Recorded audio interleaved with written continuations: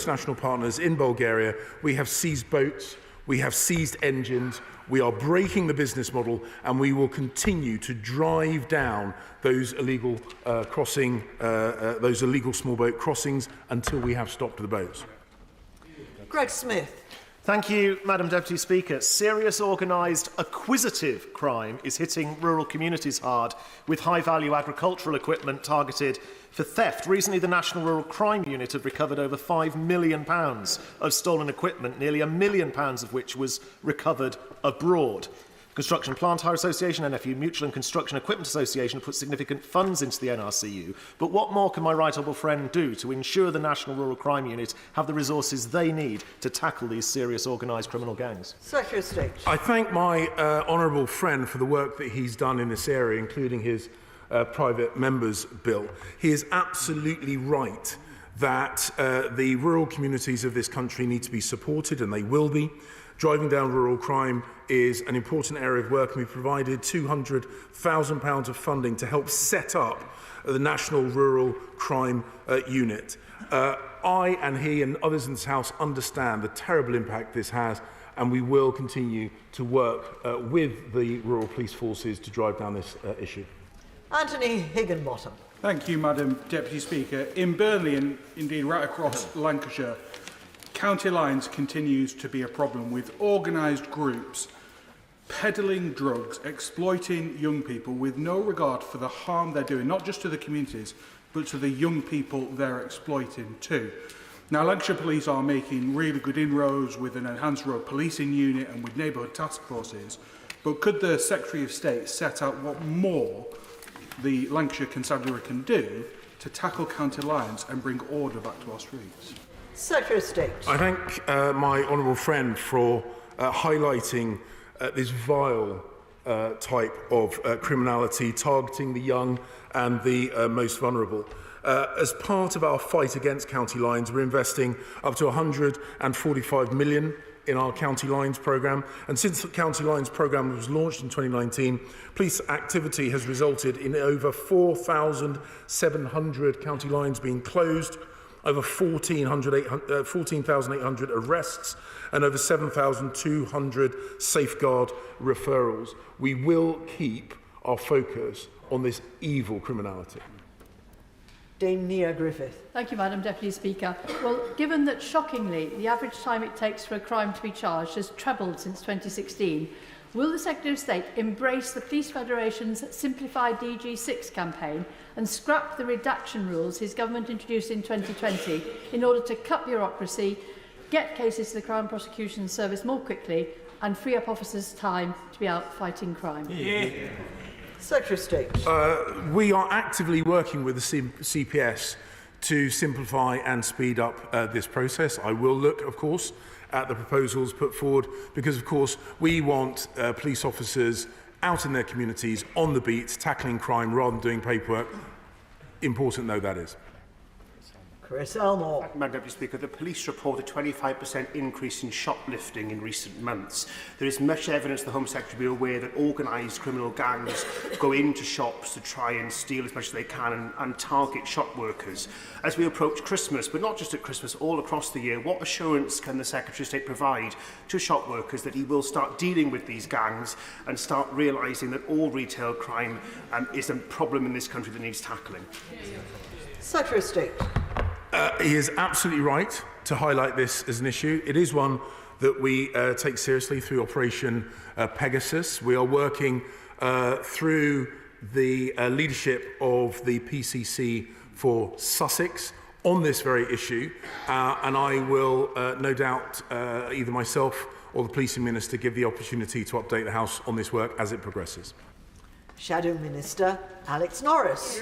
Thank you, Madam Deputy Speaker. This autumn, the Government pledged to treat retail crime as organised crime. But with their criminal justice bill, they've fallen at the first hurdle. No consolidated offence to protect retail workers, no strong signal on the £200 limit on investigations, and a denial of reality on their hollowing out of neighbourhood policing. I think from the answers we've heard, the Home Secretary wants us to believe that we've never had it so good, but the ones that are thriving are organised criminals. Will the Government accept our amendments to add protection of shop workers into this legislation? Secretary of State. Madam Deputy Speaker, the honourable gentleman will know that it's already a statutory aggravating factor. We of course will look at what more that we can do to protect shop workers. The retail action plan is in place, including the use of CCTV, facial recognition software. We will continue to explore all avenues to protect shop workers, because they do, like everyone else, deserve our protection. Jill Mortimer. Thank you, Madam Deputy Speaker. Question 2, please. Minister. Madam Deputy Speaker, with your permission, I'd like to group this question with question 10. So far this year, we've reduced the number of these dangerous, illegal and completely unnecessary crossings by more than a third compared to last year, despite increases of nearly a third in Europe. Nevertheless, the numbers of illegal arrivals remain unacceptably high. We remain focused on delivering our comprehensive plan to stop the boats by breaking the business model of the people smugglers, and will shortly be piloting emergency legislation through this House to ensure flights to Rwanda take off as a matter of urgency. Jill Mortimer.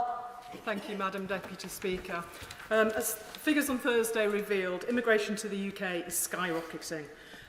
Is it time to realise that there's well-intentioned international treaties and conventions agreed 70 years ago are no longer fit for purpose?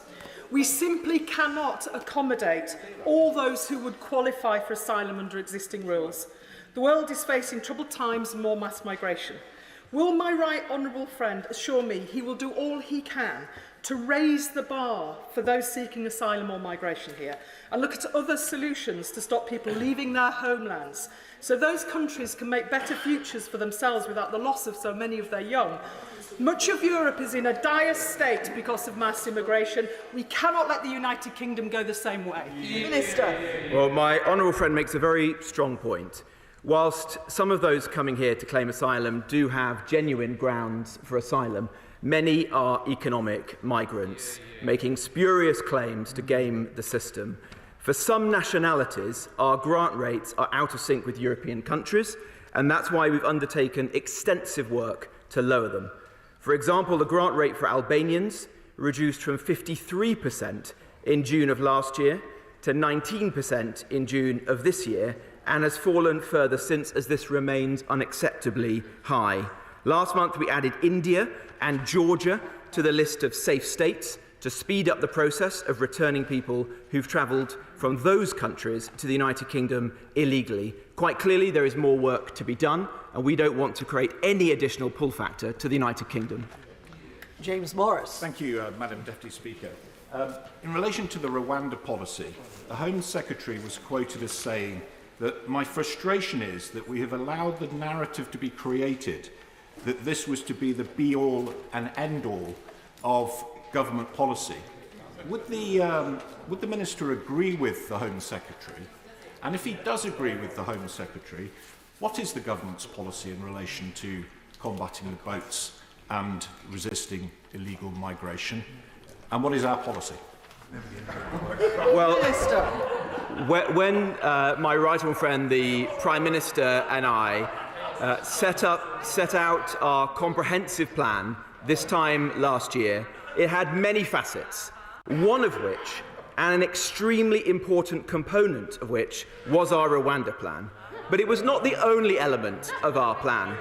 And we have worked intensively over the course of the last 12 months on each and every other facet of that plan. And those on the opposite benches jeer, but is that plan working? Yes, it is.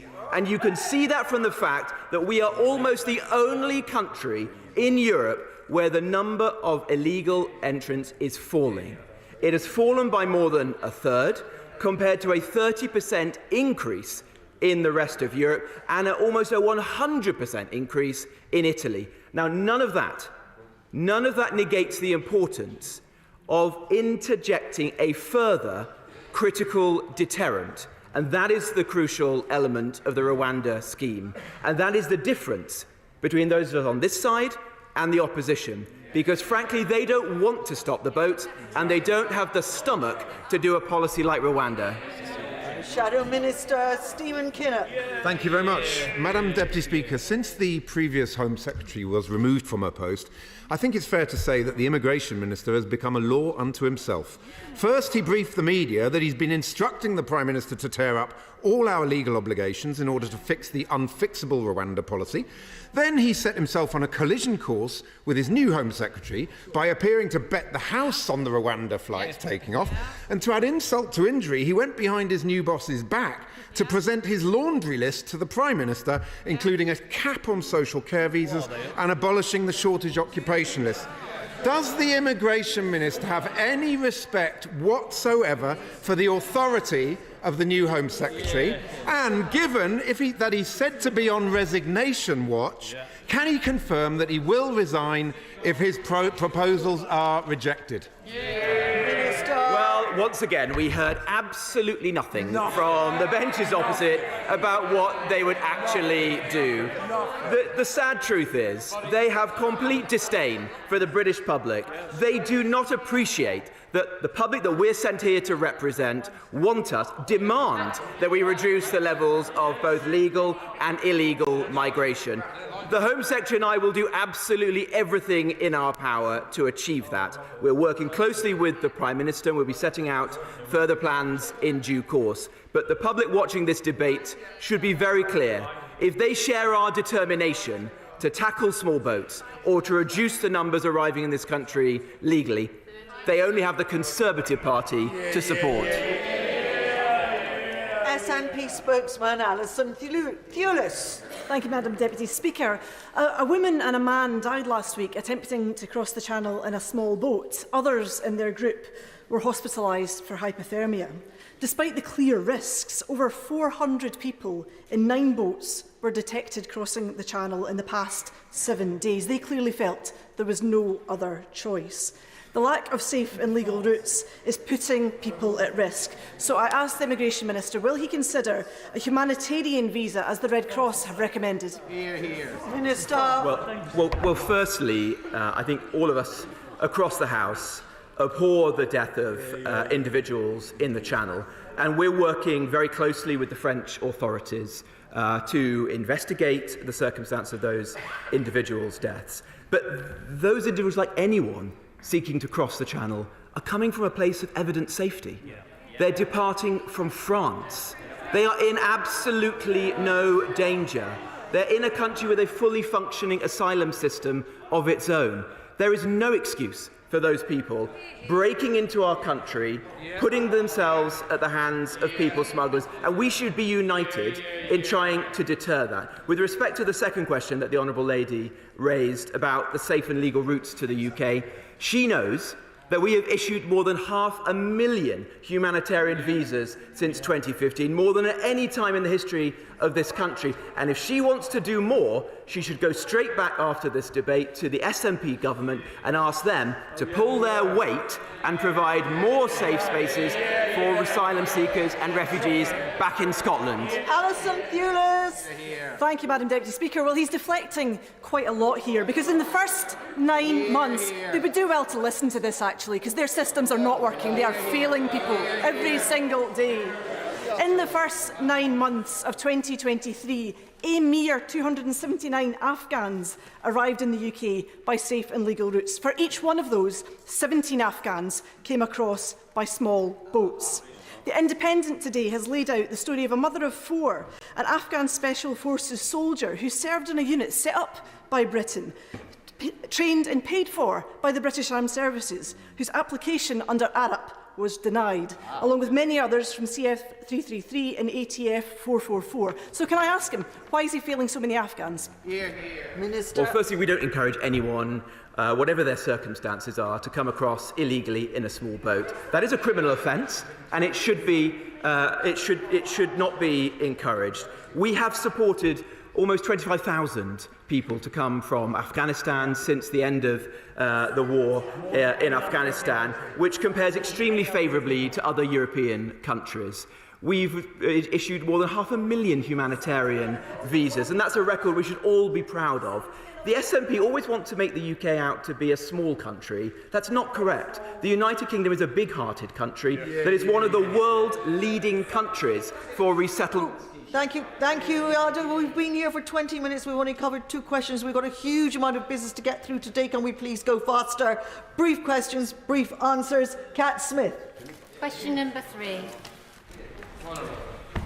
Minister to conduct. It's a great pleasure to be able to tell the Honourable Lady that the Defending Democracy Task Force, which is set up under the National Security Council, has been operating for about a year now and working very closely with parliamentary authorities and authorities of devolved administrations and local authorities around the country, alongside, of course, intelligence agencies, the police, and opposite numbers from various different parties, has already updated many individuals across this House on different ways in which we can keep our own security improved and in making sure that this country's democracy is safer. Of course, the fundamental way to protect our democracy is to get involved. So to anybody watching, please join a party, any party, particularly the Conservative Party.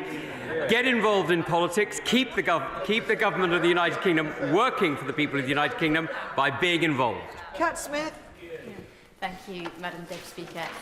Given the huge importance of preventing foreign interference in our democracy, would the Minister agree with me that for the purposes of transparency, Lord Cameron should declare all previous contacts with and monies earned from foreign governments after the period of him leaving office of Prime Minister and being appointed as Foreign Secretary? Well, I'm delighted to say that the Honourable Lady raises some very interesting points on how we keep our politics accountable, and the rules set out by this House and indeed by Ipsa and various other people on how we account for expenses, how we account for money raised, how we account for various different forms of connections are already set out, not just for this House but for the other place. And of course she's right that those records must be kept up to date, and I know that the Prime Minister expects every minister to do so. I'm very confident that the new Foreign Secretary, congratulations, has done that. Shadow Minister Dan Jarvis. Thank you, Madam Deputy Speaker. The Defending Democracy Task Force has an important remit to defend our country and protect our sovereignty. Given the threats we face, it's vital that rapid progress is made. Some matters, however, require immediate attention. So, can the Minister give an assurance that both the Three Vodafone merger and the future ownership of the Daily Telegraph will be looked at not just through the economic prism of competition, but also in accordance with the National Security and Investment Act? Minister. Well, my honourable friend, it's the first time we've faced each other across this dispatch box, and last time we were side by side, so it's a bit of a change. But he raises some very interesting points and very important points, and that's why the National Security and Investment Act was passed only a year or so ago, a little over a year ago, and why the Deputy Prime Minister himself is chairing the body that advises on it. Now, that's incredibly important because, as we know, foreign ownership and foreign control is a vital area of foreign influence in our government and, of course, in our society. And that's why we're looking not just at that, but also at the ways in which foreign media today doesn't just mean the traditional media, some of whom we see represented up there. And there we go, some of them are even waving. But also the way in which we see social media now being so important. It's worth noting the recent Ofcom report that about a third of under-25s gets their news from TikTok, which, as we know, has its algorithm written by individuals who are under control of a foreign state, and indeed one that isn't always friendly. Wendy Chamberlain. Thank you, Madam Deputy Speaker. Question 4. Minister. Madam Deputy Speaker, there's a number of routes in the immigration rules allowing dependents to join family members in the United Kingdom. Where possible, people seeking to flee conflict zones should use these existing routes. In the last 12 months, we've allowed over 112,000 people to arrive under safe and legal routes, including over 6,000 family reunion cases. Wendy Chamberlain. Thank you, Madam Deputy Speaker. My constituent is on a student visa at St Andrews University, and her 5-year-old daughter on the day of 7th of October was in northern Gaza staying with her grandmother. They've since had to flee south. We've had good engagement from the student policy team, but would the Minister meet with me to discuss how we can reunify this family? Minister. Well, I'd be very happy to look into the case with the Honourable Lady. I would say as a general rule that we believe that migration shouldn't be the first lever that we pull in the event of humanitarian crises. We should be using the UK's diplomatic muscle, our overseas development aid, as the primary way in which the UK can have the greatest impact in the world, but there's always cases where we would make exceptions. Jonathan Gullis. Thank you, Madam Deputy Speaker. Last week's net migration figures were completely unacceptable to the people of Stoke-on-Trent North, Kidsgrove and Tork, which is why the New Conservatives have helpfully got a 12-point plan that the Minister for Immigration could copy and paste in order to make sure that we get those figures down. So will he extend the closure of the student-dependent route to students enrolled on a one-year research master's degree? Minister. Well, firstly, we believe that the level of legal migration into this country is far too high and has very profound impacts upon access to public services, upon the productivity of our economy, and about the ability of the UK to be a socially cohesive and united country, and that's why we need to take action. We have already announced a specific policy with respect to dependents, which comes into force at the beginning of next year. We think that will have a substantive impact upon the levels of net migration, but as the Prime Minister has said, we're keeping all options under review and will take further action as required. Heather Wheeler. Number 5, Madam Deputy Speaker. Minister. Thank you, Madam Deputy Speaker. For the first time since the small boats crisis began, we are now closing asylum hotels, thanks to the good work that's been done to reduce arrivals by more than a third, the delivery of more appropriate forms of accommodation, such as on large disused military sites, and better management of the existing permanent estate. I'm pleased to report the Home Office is making good progress on the first 50 hotels, which will exit by the end of January, and will be bringing forward a further tranche shortly. Heather Wheeler. Thank you very much, Madam Deputy Speaker. I thank my right honourable friend for his reply. On behalf of constituents who have asked me, can he go further and give a more definite date when the Newton Park Hotel in South Derbyshire will start and complete the decant of asylum seekers, please?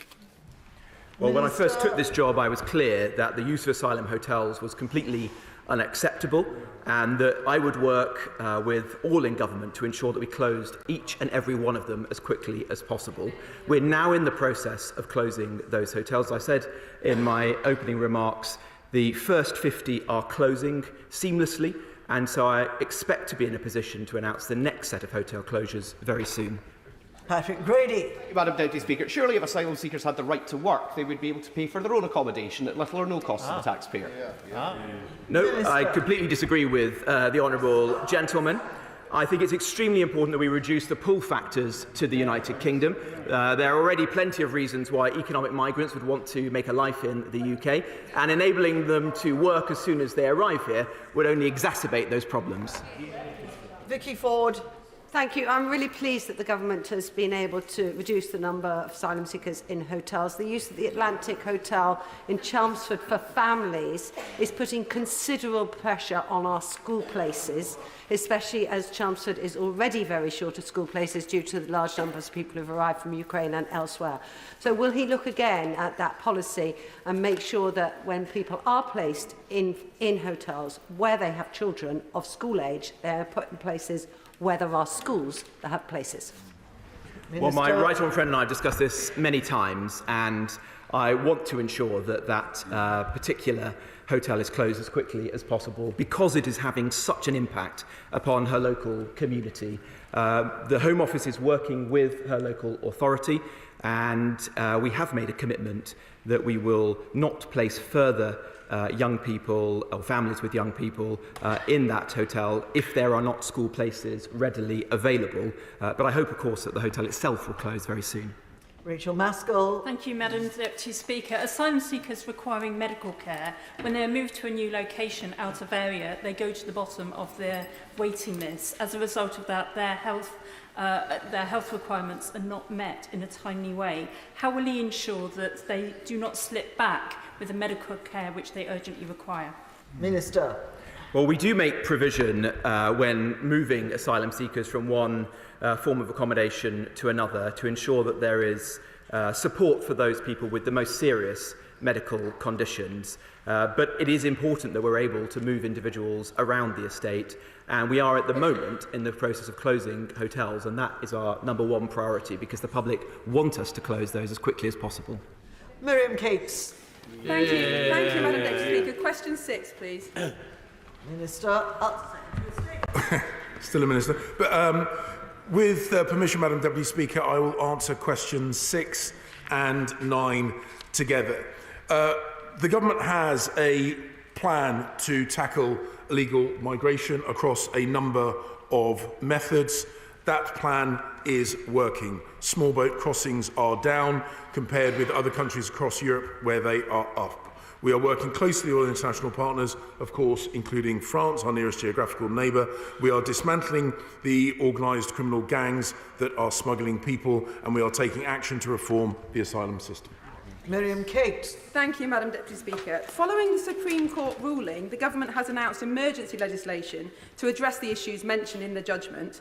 Now, I welcome the proposed new treaty with Rwanda, but does my right honourable friend agree with me that this new legislation promised by the Prime Minister must be clear and unambiguous in establishing that the sovereign will of this Parliament, as expressed in primary legislation, takes legal precedence over the interpretation of international treaties and principles? Secretary of State.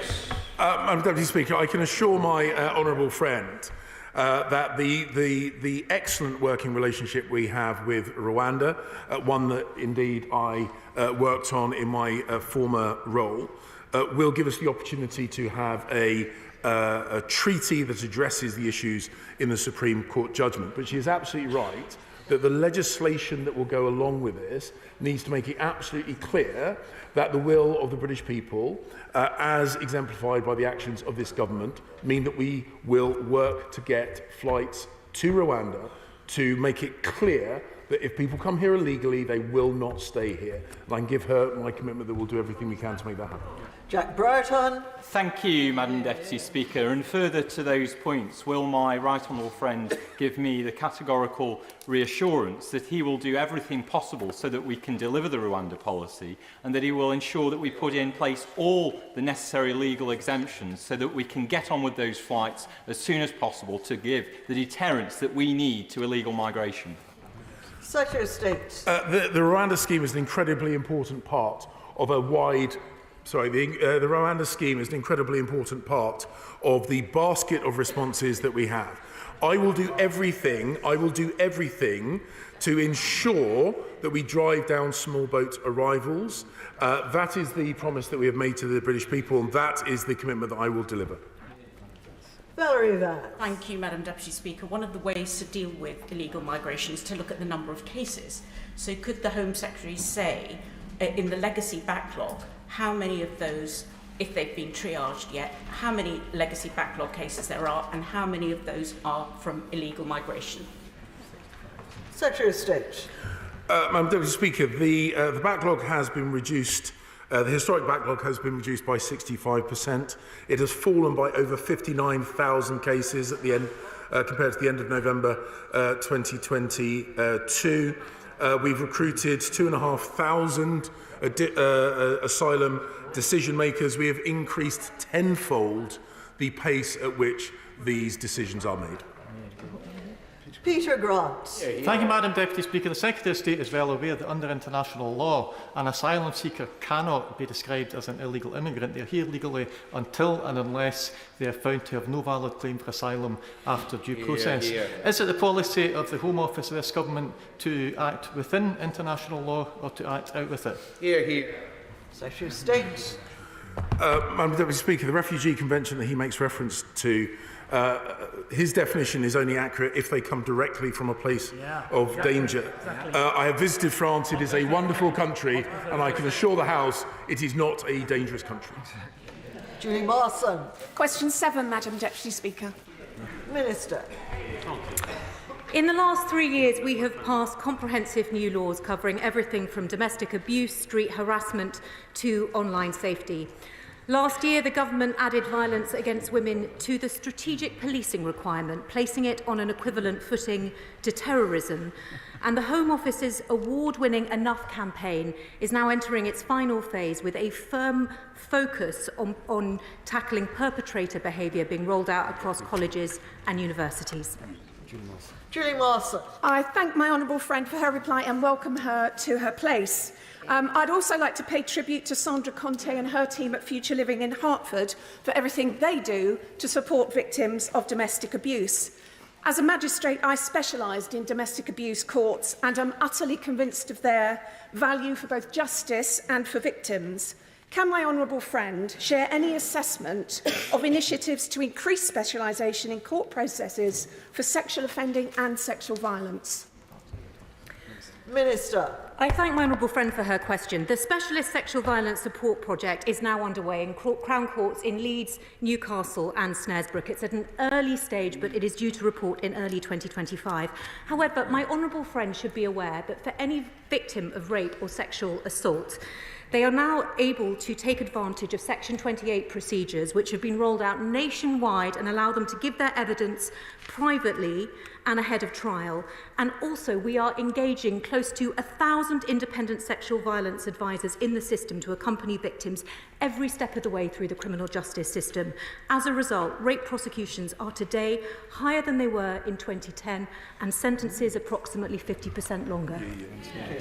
Tonya Antoniazzi. Thank you, Madam Deputy Speaker. Can the Minister tell me how many forces still aren't providing domestic abuse training to their officers?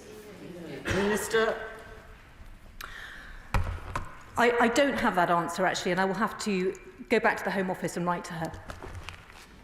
Shadow Minister Alex Davis-Jones. Thank you, Madam Deputy Speaker. It is a privilege to take on this important role, and may I pass on my thanks to my friend, the Honourable Member for Birmingham Yardley, for her dedication and commitment. I am looking forward to getting to work. Madam Deputy Speaker, a shocking new study has found that domestic abusers are controlling the finances of more than 5 million women in the UK. This cannot be allowed to continue. The Government have turned a blind eye to this issue for more than a decade. So what steps is the Minister taking today to tackle economic abuse? Minister. Well, I thank the Honourable Lady for her question. We've worked together on domestic abuse a lot, actually, since we've both come in. She will know that economic abuse is basically a derivative of coercive control, which Claire Wade, KC, in her review of domestic homicide, says underpins almost all domestic abuse. Tomorrow, the Criminal Justice Bill has its second reading in the House, which will see serious coercive control offences treated by being placed under the multi-agency public protection arrangements and offenders placed on the violent, sexual and terrorist offender register. Stephen Bonner. Number 8, please. Secretary of State. Madam Deputy Speaker, the Rwanda scheme remains an important part of our response to illegal migration and people smuggling. We will continue to negotiate with the government of Rwanda on a treaty which will be underpinned by domestic law so that the Rwanda scheme will join the other effective parts of our response in stopping the boats. Stephen Bonner. Madam Deputy Speaker, the Prime Minister has indicated his intention to override the Supreme Court by introducing emergency laws and a new treaty with Rwanda to save his unlawful deportation plans. So far, the UK has paid the Rwandan government £140 million, amid the Home Office spending £1.4 million on failed legal challenges, with no asylum seeker being sent there as of yet. In total, the question is, how much has the Home Office spent during the Rwanda legal case? Can you give us a figure, please? Secretary of State. Madam Deputy Speaker, the funding of the Home Office will be reported in the usual and the appropriate way. I don't have the figures to this hand, but I'll make sure that the House will be updated of the costs. The honourable gentleman seems to misunderstand how one responds to a legal judgment. He describes it as being overriding. I would suggest when the Supreme Court sets down a number of issues which needs to be addressed, that when the government addresses those issues, it is not overriding, it is respecting the voice of the Supreme Court. And the point I would make with regards to our position of illegal migrants is that we are committed to dealing with it. I hear no such commitment from the opposite benches. And until they do come up with clear plans for how they will deal with this issue, I think they should support the actions the government is actually taking. Sir Julian Lewis. Thank you, Madam Deputy Speaker. Has the Home Secretary been struck, as I have, by the very small number of opposition members standing to contribute to questions on migration? And does he agree with me that if the democracies, both within the EU and, like ourselves, outside it, cannot find a solution to this problem, what we will see is the increasing emergence of far-right politicians in positions of power in our democracies, and that is something that ought to frighten us all.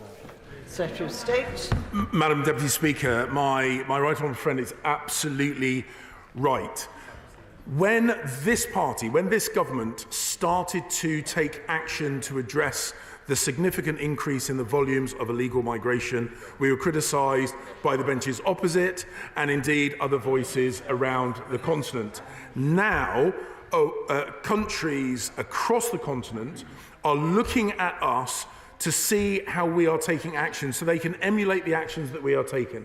It has gone from something which the party opposite believed was a non-issue to being a core issue in European governments and indeed in North America. If the good people don't grip this issue, the bad people will attempt to do so, and I will never let that happen. Select Committee Chairman, Dame Diana Johnson. Deputy Speaker, the Select Committee has taken a particular interest in the small boat crossings. We produced a report last year which I would suggest that the new Home Secretary might want to take a look at. We've also visited France and Belgium this year as well. I wondered, because of our interest, whether the Home Secretary might consider giving the Home Affairs Select Committee and the Joint Committee on Human Rights the opportunity to carry out some pre-legislative scrutiny of any emergency legislation that he plans to bring forward to use our expertise in this area. Good idea. Secretary of State. Madam Deputy Speaker, there is an urgency to the legislation we're seeking to put forward. And whilst pre-legislative scrutiny does have a part to play, I will not do anything that will delay the implementation of this incredibly important legislation. Sir Simon Clarke. Thank you, Madam Deputy Speaker. If we are to crack the business model of the evil people smugglers, it is imperative we operationalise the Rwanda scheme. And can I just register my profound conviction that disapplication of elements of the ECHR and the refugee conventions will be necessary. The Court of Appeal cited human rights, the Supreme Court cited refoulement. What will it be next time in the absence of Parliament expressly asserting the will of this House? Secretary of State. My right honourable friend does make an incredibly important point. I don't want to prejudge the content of the bill. I listened very carefully to the points that he has made, and he and the rest of the House should understand that we will do everything we can to ensure that we break the business model of the evil people smugglers that he highlights, that we drive down the small boat arrivals, and he is absolutely right. The deterrent effect of Rwanda is a key element to that multi-strand approach.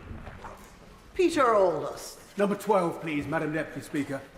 Minister. Thank you, Madam Deputy Speaker. Well, I thank my honourable friend, the member for Waveney, for his question. He's a tireless campaigner on this issue. I completely accept the need for a new police funding formula.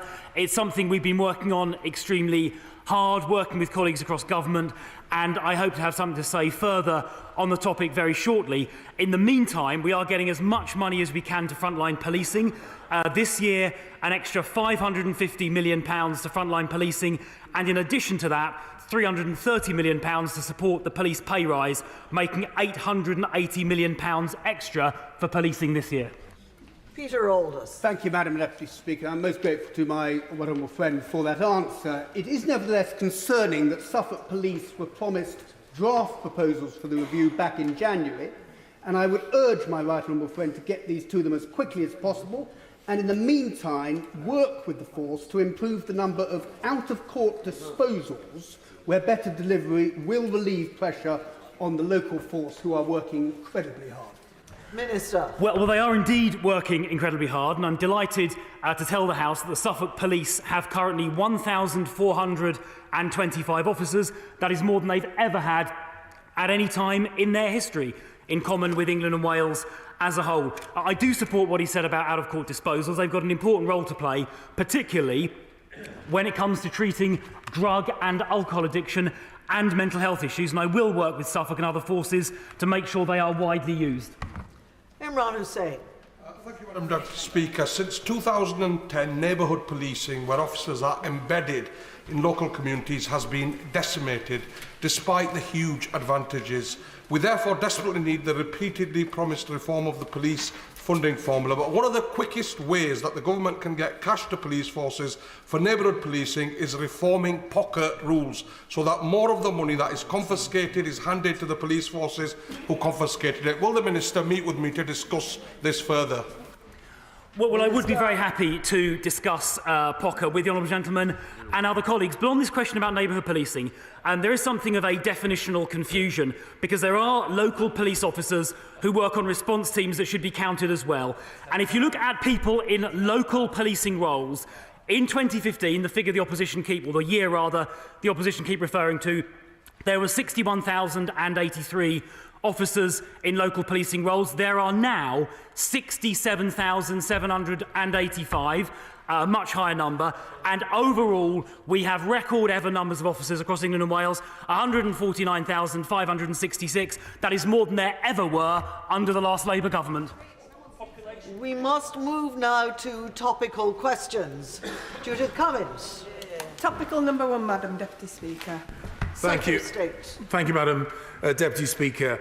My mission, the mission of this government on behalf of all people in this country, is to secure our borders, keep people safe from crime and from terrorism. Good progress has been made in driving down crime and stopping illegal small boat arrivals, but there, of course, is more to do. The Home Office has been considering further measures to mitigate migration, including the prevention of exploitation and manipulation of our visa system, and to clamp down on those that take unwarranted advantage of the flexibilities that we provide. We will announce further details of these measures in due course.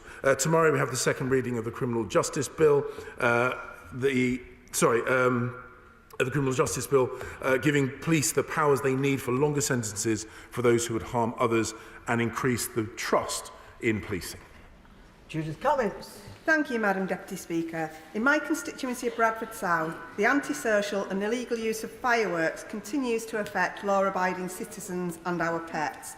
So will the Minister commit to reducing the legal decibel limit of commercial fireworks from 120 to 90 decibels or less?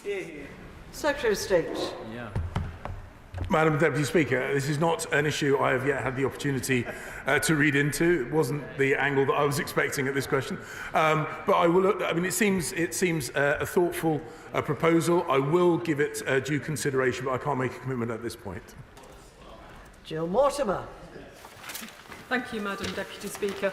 Off-road bikes are a growing plague across Hartlepool. And my constituents face the danger of young men in balaclavas driving recklessly along our streets. Will my right honourable friend commit to increasing support for Cleveland Police to tackle this nuisance beyond the anonymous tip-off system, and perhaps come and visit some of the excellent Conservative MPs in our region? Well, I would be delighted to do that, and yes, I do support her call. In fact, precisely to achieve the objective she's describing, from April next year, just a few months' time, every police force in the country will receive very substantial funding commitments to conduct antisocial behaviour hotspot patrols, including against the scourge of off-road biking she mentions. And in those pilot forces where it's been tried so far, places like Essex, Lancashire and Staffordshire, we have seen reductions in antisocial behaviour of up to 30%. Shadow Secretary of State, Yvette Cooper. Thank you, Madam Deputy Speaker. The Home Secretary has been in post 2 weeks, in which he's found the same language to pick a fight with Stockton and show what he thinks of his own Rwanda policy. He's been attacked by his backbenchers, and Downing Street's already been forced to confirm they still have full confidence in him. 12 days ago, he said asylum hotel bed spaces are down. 4 days ago, Home Office figures showed they are up to a record 56,000, 10,000 more than the beginning of the year. Does he even know what is going on? Yeah. Secretary of State.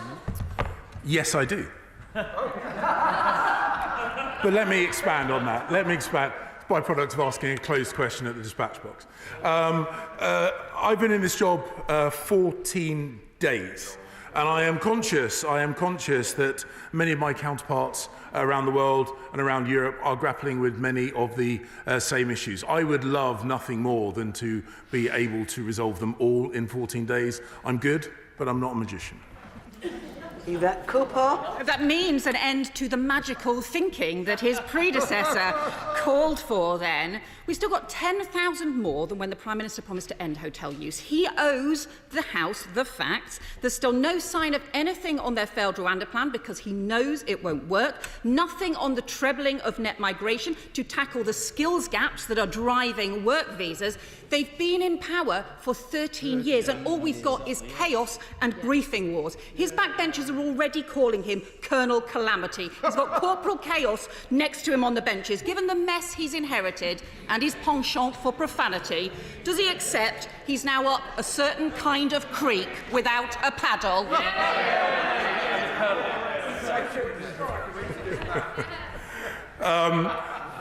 Madam Deputy Speaker, the Right Honourable Lady is someone I admire hugely, and one of the things that I admire most is about how she managed now to be at the dispatch box 2 times and failed to ask anything resembling a sensible question about the issues that we are discussing here. When her party was in government, they addressed the volumes of migrations by simply redefining those people, wiping the slate clean and pretending there was never a problem. I've said it about the Honourable Lady's party on broadcast. I'll say it here at the dispatch box. There is a vacuum, a gaping vacuum where the Labour Party's policy on migration, whether it be legal or illegal, stands.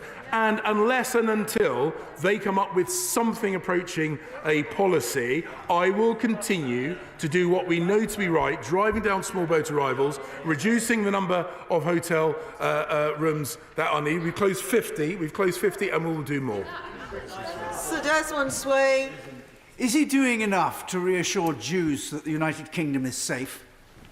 Secretary of State. My honourable friend asks an incredibly important question, and I have made it very, very clear to the police forces of the UK that when a minority group in this country tells us they are living in fear, that we must take action. I'm pleased that the policing response this weekend was more robust than in previous weekends. The police are clearly listening to the conversations that we are having with them, and I commend them for doing so. I've spoken with the Community Security Trust, I've spoken with representatives of the Board of Deputies, and I will also be having a meeting with the Chief Rabbi to make it absolutely clear that the Jewish community in the UK has the right to feel safe, and this government will take action to ensure they are safe. Vicky Foxcroft. Thank you, Madam Deputy Speaker. Many of my constituents have faced significant delays when applying for biometric resident permit cards because of technical errors. One constituent, whose application was improved in July 2020, did not receive their BRP until January 2023 because of printing issues. Now, I hope that the Home Secretary can answer this question. So what actions are being taken to address the technical problems contributing to delays in processing BRP applications? Well, I'm pleased to report to the Honourable Lady that part of our Visa and Immigration Service is now operating within its service standard. So there is a good service being offered to members of the public. But if the Honourable Lady has specific cases, then please do bring them to my attention. Steve Tockwell. Thank you, Madam Deputy Speaker. As a local authority closely tied to Heathrow Airport, the London Borough of Hillingdon has been doing some great work to manage the impact of those currently in the asylum process. This is despite a funding imbalance in national rates linked between the local population and the numbers of asylum seekers. Therefore, would my right honourable friend commit to work with me to look at how we can ensure those authorities, such as Hillingdon Council, linked with major ports of entry, are given the resources in order to cope with such demands? Minister. Well, my honourable friend raises an important point for his constituents, and as the local authority beside Heathrow Airport, it is true that his constituents bear a particular burden with respect to asylum seekers. We do provide £3,500 per asylum seeker to a local authority to help meet those costs, but a local authority like Hillingdon does need our support, and I'd be delighted to work with him in that regard. Mick Quigley. Thank you, Deputy Madam Speaker. The Home Secretary will be familiar with the invasive surveillance systems that authoritarian states like Russia and China impose on their citizens. Is he comfortable with his colleague, the Police Minister's push for similar live facial recognition systems to be used on innocent Brits at a time when our colleagues in the European Parliament are legislating to ban this technology? Well, I think we should be clear, firstly, that retrospective facial recognition puts hundreds, if not thousands, of criminals in prison. For example, it was used to catch a murderer who had killed someone in a Coventry nightclub, who was then identified using an image taken on a mobile phone. That is a murderer who would not be in prison but for the use of retrospective facial recognition. Now, in relation to live facial recognition, that has been used extensively by 2 police forces and experimentally by 2 others, including by South Wales, which has an excellent Labour Police and Crime Commissioner, Alan Michaels, who has actually led the way in this area in a way that is safe, in a way that respects privacy, and critically, if someone's face is scanned and they are not on the wanted list, their details are immediately deleted, which I hope gives reassurance on the questions of privacy. Where it has been used, wanted people, including a wanted rapist, including a wanted sex offender, have been apprehended who otherwise would have gone free, and I would hope that the entire House can agree that catching wanted rapists is something we can all get behind. Cheryl Murray. Thank you, Madam Deputy Speaker. During the recent protests, we've seen politicians hounded at their office and even need a police escort at a train station. What more can we do to ensure that people that make decisions are doing it fairly and not from intimidation? Minister. The Honourable Lady makes an excellent point, and this is exactly why we're having an emergency meeting of the Defending Democracy Task Force tomorrow to assess some of these issues. And because of the incidents in this country since the 7th of October, absolutely hateful incidents which have left some people feeling unable to make the arguments that their constituents would expect them to make because they feel vulnerable or they feel threatened. It's exactly why I've been engaging on a protective security review, not just for the government, but actually for all members of this House and for other elected officials around our country. It is completely wrong that our democracy should be silenced by anyone, and certainly not by cowards. Peter Grant. Here. Thank you, Madam Deputy Speaker. My constituent, Dr Lubna Hadura, has given almost 30 years of service in a specialised role to our NHS. Today, all she can think about is her 84-year-old mum and other members of her family who are stuck in Gaza with no hope of escape.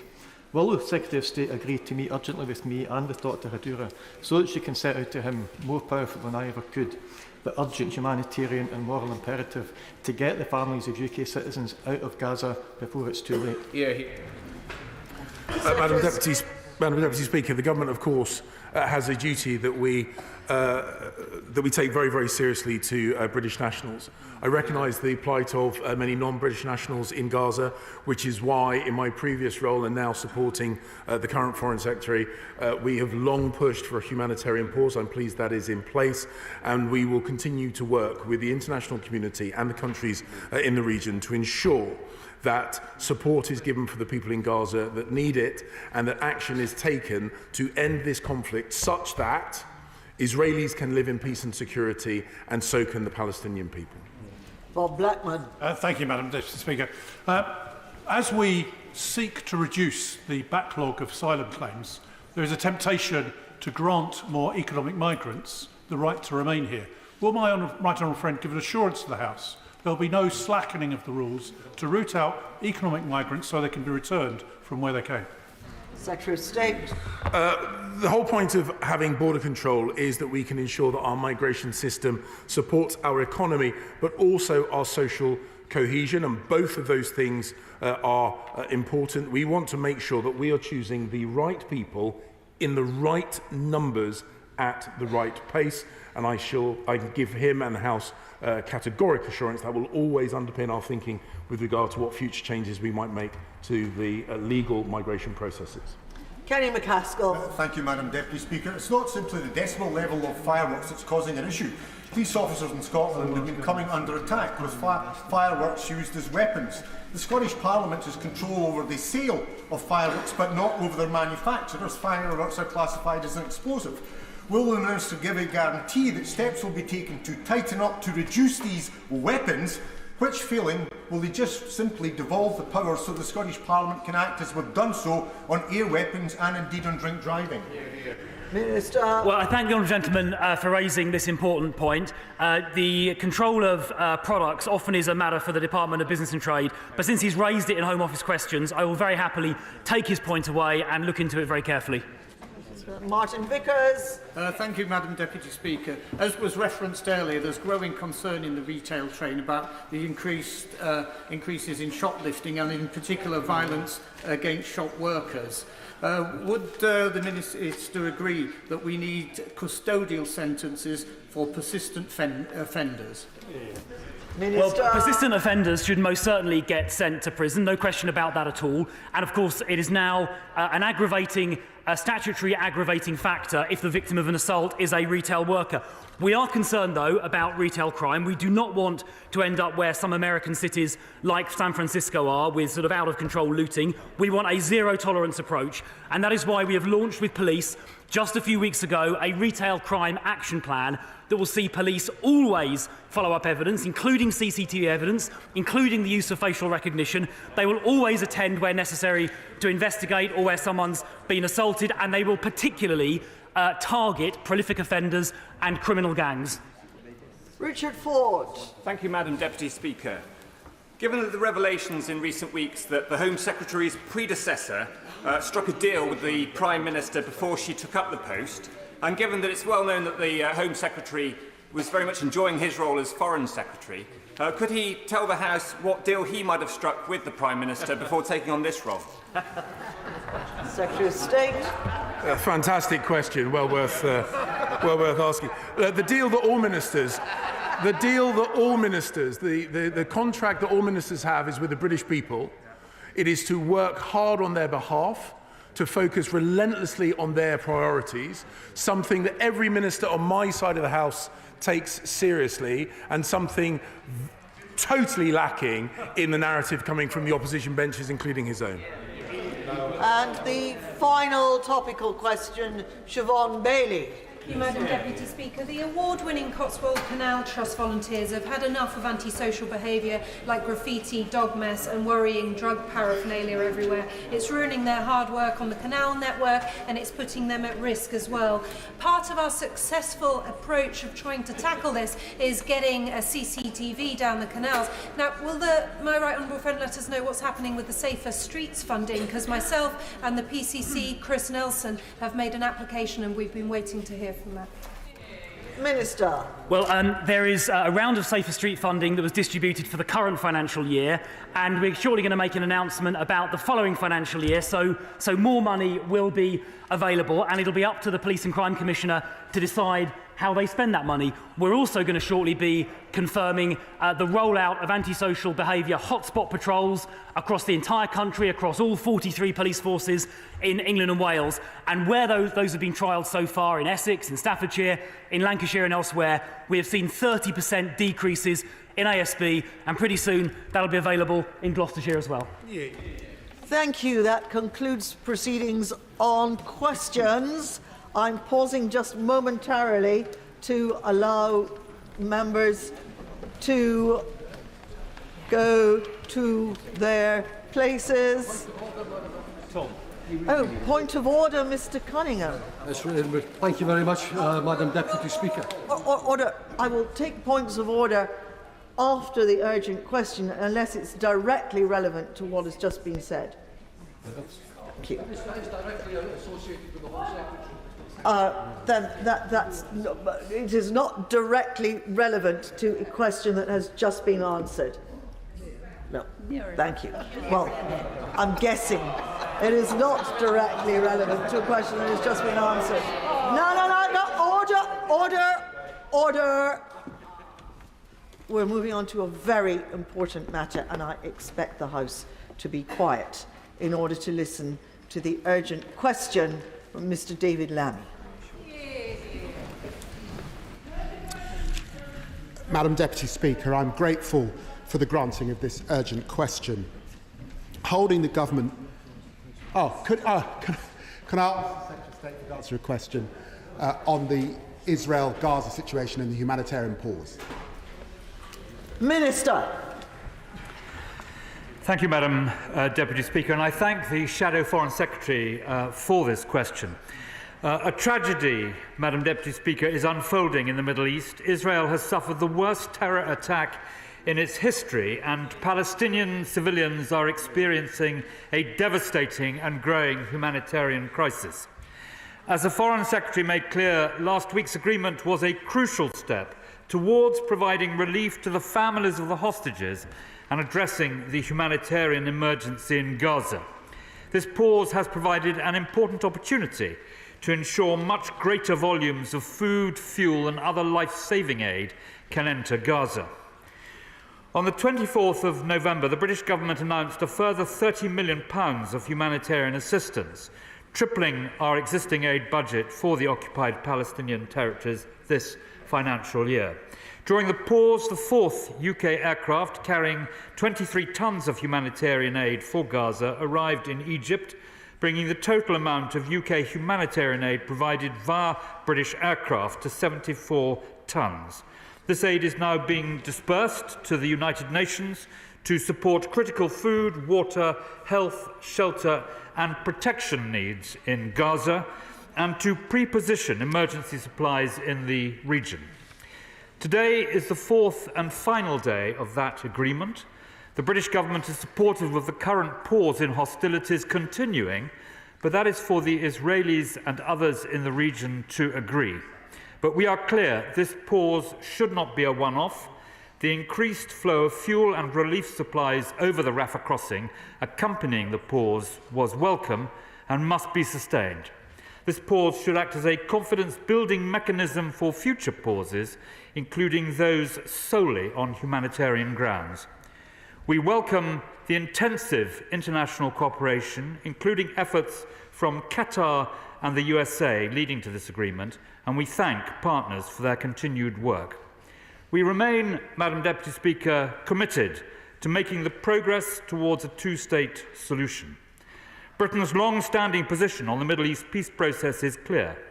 We support a negotiated settlement leading to a safe and secure Israel, living alongside a viable and sovereign Palestinian state.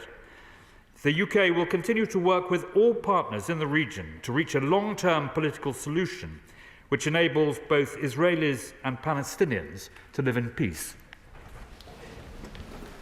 Shadow Secretary of State David Lammy. Madam Deputy Speaker, I'm grateful for the granting of this urgent question. Holding the government to account is a sacred duty of this House. But with the Lord of Chipping Norton, as you know, Madam Deputy Speaker, not here, this is feeling more like a game of Where's Wally?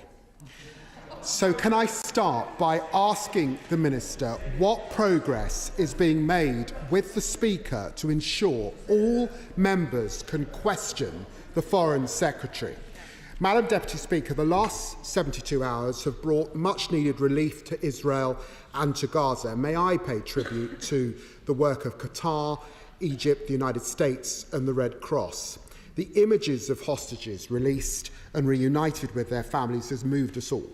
But it remains bittersweet, with many more still captive, their families in agony.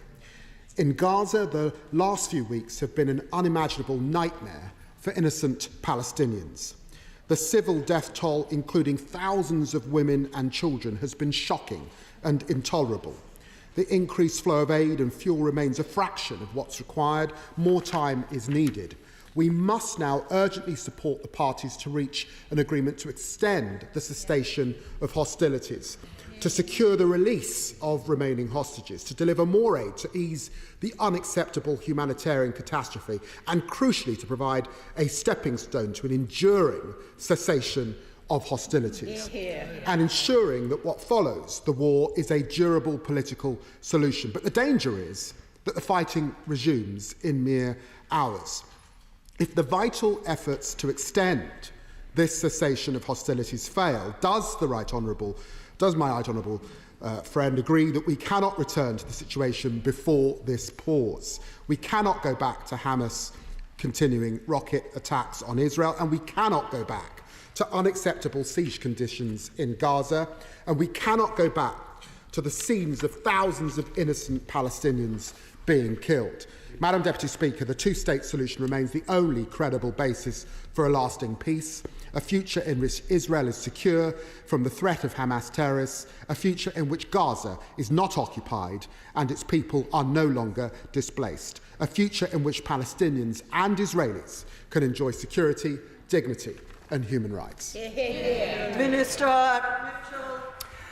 Well, thank you, Madam Deputy Speaker, and I thank the honourable gentleman for most of his comments, and in particular his desire to ensure that there is an extension in the cessation of hostilities. And what he said about the broader situation, the opposition front bench and the government are in complete agreement about that. He asks what progress has been made in ensuring that the Foreign Office and the government's foreign policy is subject to proper scrutiny in this House, and I completely agree with him that there is a sacred duty, I think was the term that he used, to ensure that all that scrutiny is made available. I would just point out to him that he will have seen from the recent visit to the Middle East by Lord Cameron the extraordinary authority that a former Prime Minister carrying out these tasks can bring to bear. He is the most senior Foreign Minister in Europe and indeed in the region. And I think the House on all sides will see the benefit of that in the days and months to come. Select Committee Chairman, Alicia Kearns. Thank you, Madam Deputy Speaker. This is a very serious matter. The UK's priority in the region is security and stability for the whole of the Middle East. Yet today Netanyahu plans to push forward with a special budget which will fund expansions of the settlements by over $80 million. As a friend, we have a duty to say to Israel, do not proceed with this plan. It takes us further away from peace, and frankly, it will risk not only the truce, but the ability to get home hostages who are still held by their terrorist kidnappers. What is my right honourable friend doing to make sure that we speak plainly to our friends? Minister. Well, I thank the chair of the Foreign Affairs Select Committee for her comments. I mean, she is entirely right that Israel must comply with international humanitarian law and must not only prosecute but also punish those who have been involved in settler violence. So we are delivering tough messages to all sides in this dreadful conflict, and the government will continue to do so. SNP spokesman Peter Grant. Thank you, Madam Deputy Speaker. I'm grateful to the Minister for his statement and can I commend the integrity and courage with which the last speaker raised her concerns as well. Does the Minister agree that the only way we will see a lasting and just peace in the Middle East is with the establishment of a two-state solution in which Israel and Palestine are recognised as equal sovereign states with equal rights and equal responsibilities to uphold international law? Given that there are now credible accusations of war crimes against both sides in this conflict, will the government confirm that it will give full support to the International Criminal Court to investigate without fear or favour all allegations of war crimes, regardless of who is accused of them, so that any perpetrator of a war crime, regardless of whose friend or foe they might be, is brought to justice before the international courts? Given that it is an offence in international law to supply weapons where they may be used in the commission of a war crime, what recent reassessment has the government made of the legality of its arms sales to the Middle East? And finally, I don't know if the Minister was here to hear my plea on behalf of my constituent, Dr Lubna Hadura. I've written to the Secretary of State for Foreign Affairs specifically about her. Will he agree to meet urgently with me and with her and with the Home Secretary so that we can find an effective way to get the families of UK nationals who are still stuck in Gaza, get them out while the peace lasts, because if we don't get them out during a ceasefire, we might not get them out at all. Minister. Well, in respect of the International Criminal Court, both I and the Lord Chancellor have made clear what the position is. I said it out in the House. It is not for government ministers, politicians to address these matters. It is for the prosecutor and for the administration of the International Criminal Court. In terms of future thinking, which he quite rightly identifies as critical at this time, he will recall that the progress that was made at Oslo was on the back of the First Intifada. And I think that is something which should give us some confidence in these dreadful sets of circumstances that we need to focus on the future, and a lot of thinking is going on in that respect. And in terms of his point about the arms regime, he will know that the British government has the toughest arms export regime in the world, and we adhere absolutely to that. Tobias Elwood. Thank you, Madam Deputy Speaker. The whole House wants to see as many hostages released as possible and as much aid getting in during this lull in fighting, but both sides are committed to recommence fighting. Could I ask my right honourable friend whether it's time to call for a demilitarisation of Gaza in the longer term, but also look at what is going to be the governance, the security and humanitarian plans for the future? Will he consider a joint summit with the United States, bringing together all stakeholders to look at the long-term implications as to where this conflict needs to result to? Minister. Well, my right honourable friend is absolutely right about the importance of looking to the medium term and the long term, and doing all that is necessary to bring together people of goodwill to make progress on the two-state solution. And the answer to his question, we want to see all hostages released as swiftly as possible, and we want to see greater volumes of food, fuel, medicine and life-saving supplies getting into Gaza, principally through Rafah, but also through any other plausible means that we can. Sir Tony Lloyd. Thank you, Madam Speaker.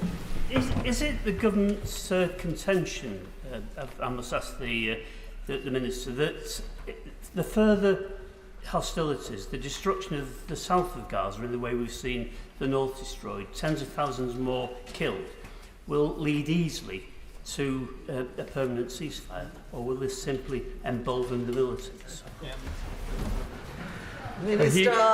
He is right about the very worrying position that exists in the south of Gaza at the moment. He will have seen that the United Nations and others are looking at the possibility of islands of deconfliction, particularly around Khan Yunis, and the possibility that there could be safe zones there in order that aid can be dispensed. But he, like me, will be very aware of the dangers that have taken place in other safe zones in the past and the risks for civilians that are involved in that.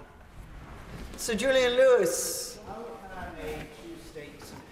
Everybody says they want, in this chamber at any rate, ever come to pass whilst Hamas remains in control of the Gaza Strip? That's right. Minister. Madam Deputy Speaker, I don't think anyone thinks that Hamas is going to remain in charge of the Gaza Strip in the medium term or anything longer than that.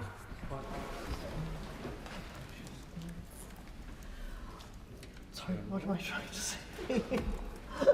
That it's great when the Minister gives very quick answers, which is what I asked him to do. So, Stephen Timms. Thank you, Madam Deputy Speaker. The prospect of the carnage simply resuming at the end of this pause is a really dreadful one.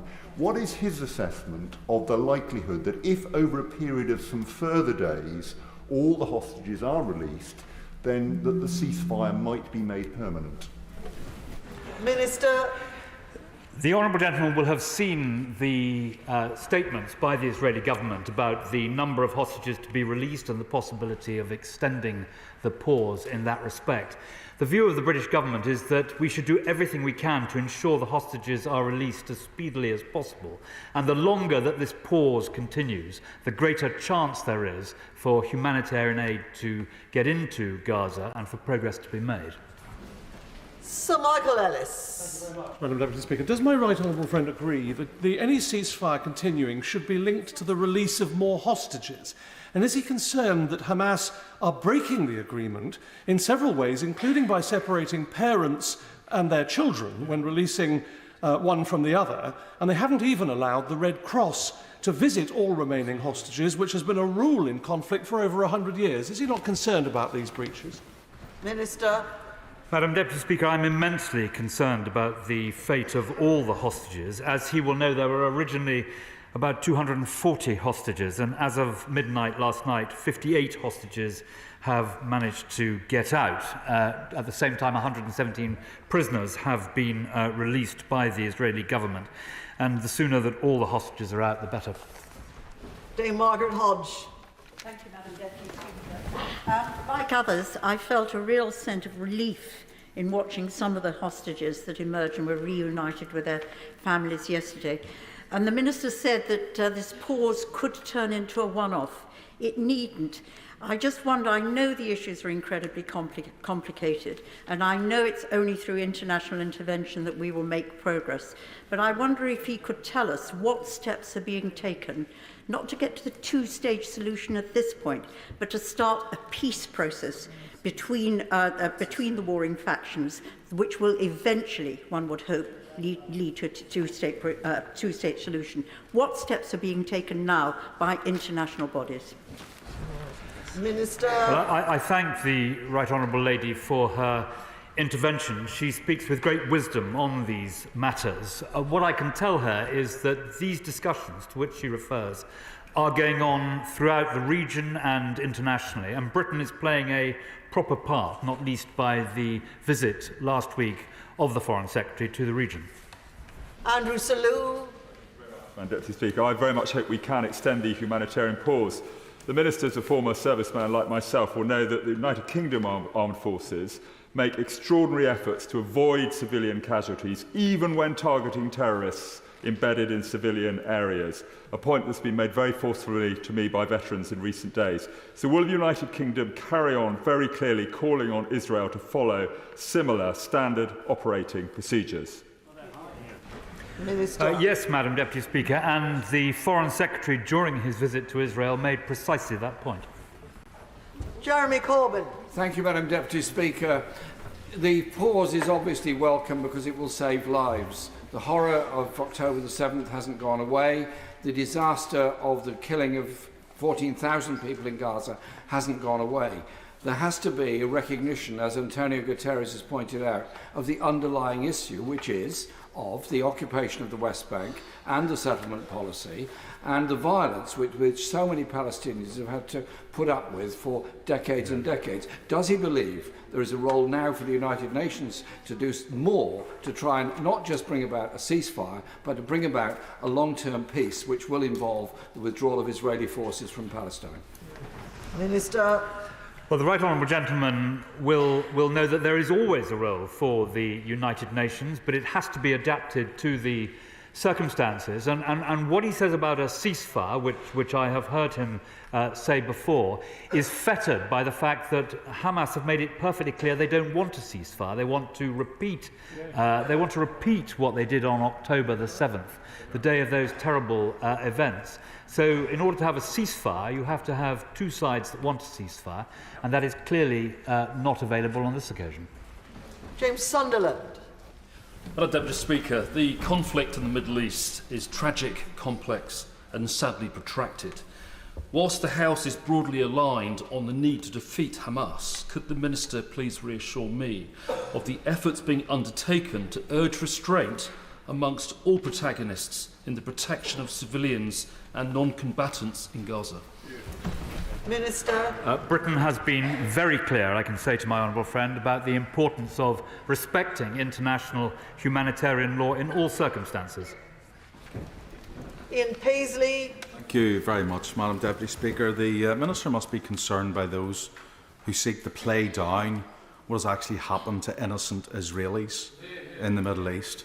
I mean, he must be gutted and alarmed at a neighbouring state of ours. The Prime Minister, Leo Varadkar, described one of the victims as someone, a little 8-year-old girl, kidnapped and abused, described her as lost. It was a quote from the Bible. Lost?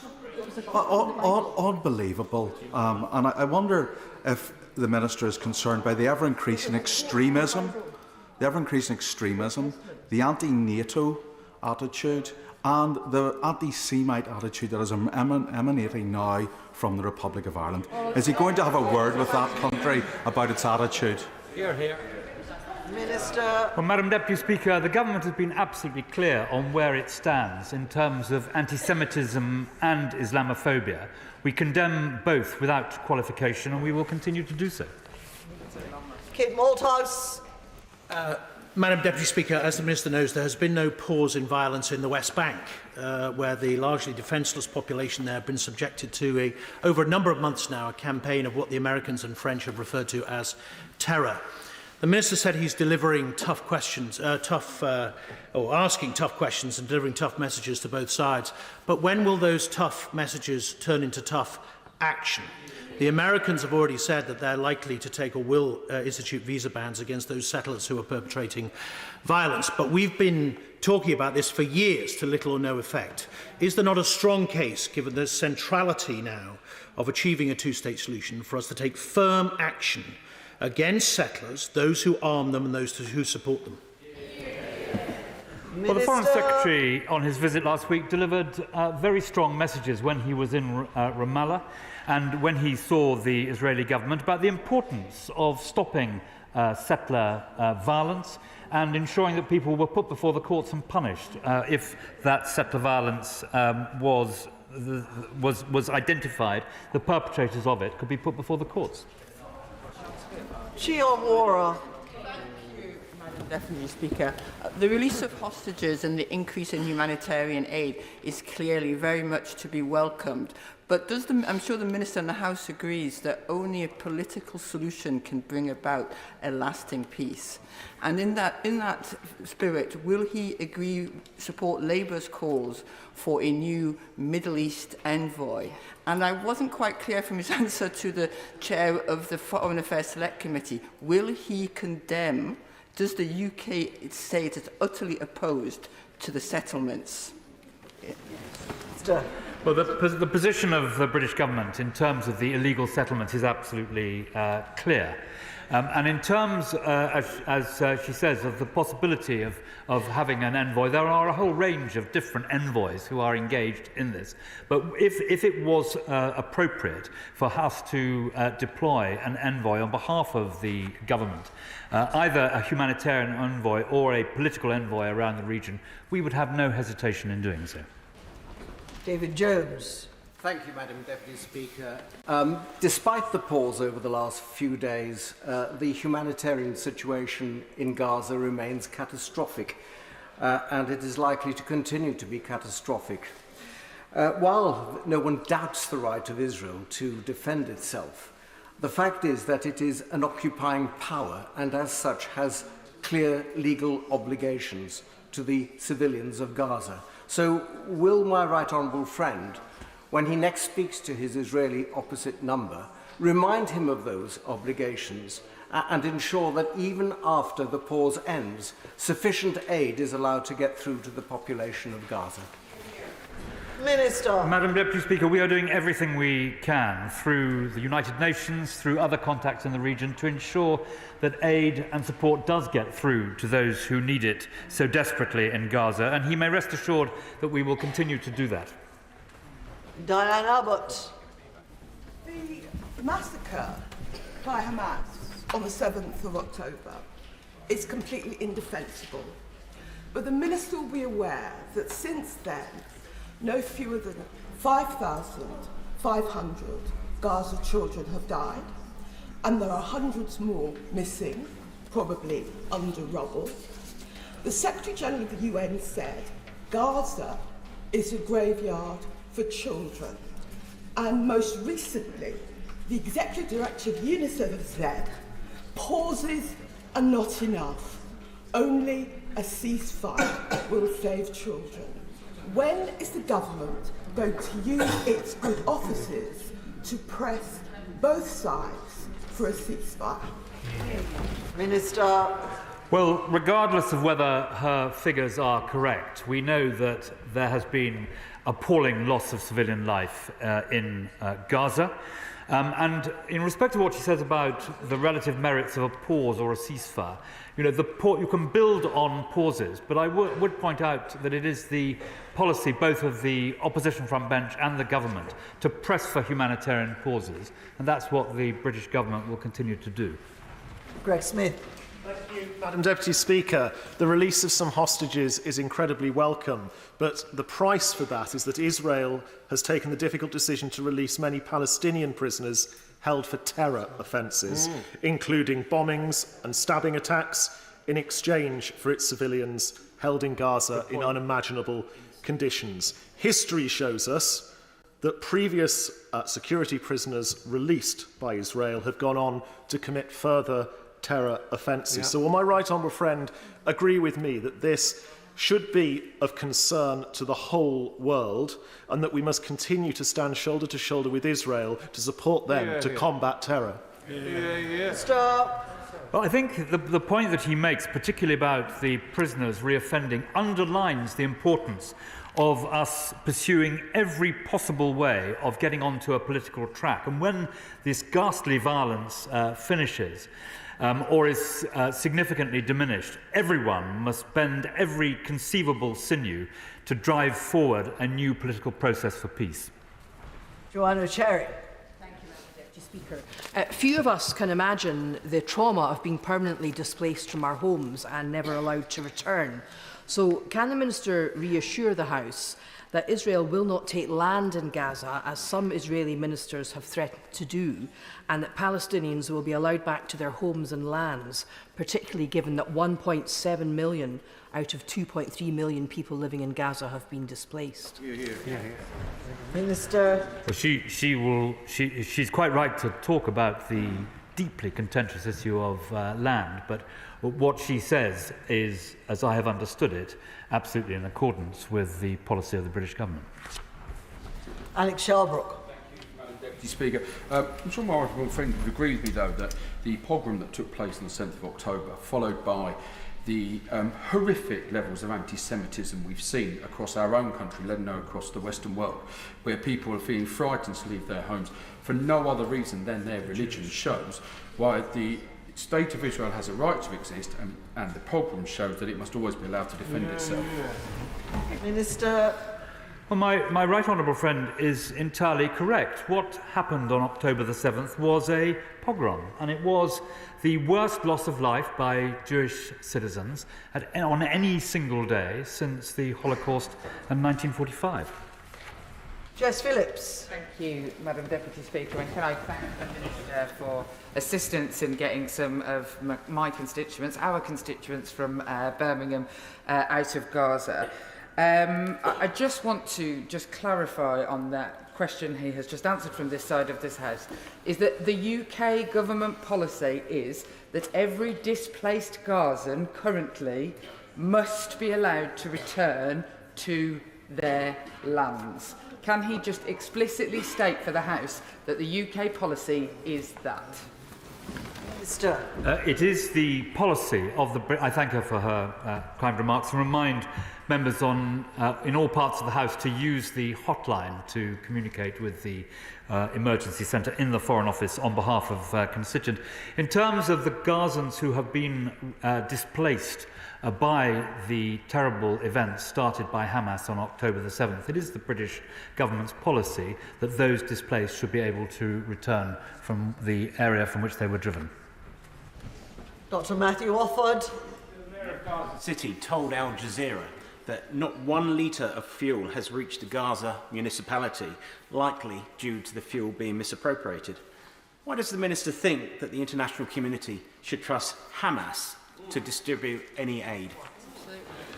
Minister. Well, as my honourable friend will be aware, we are extremely careful about how British aid is distributed. We only do it through trusted partners of whom we have long and detailed experience.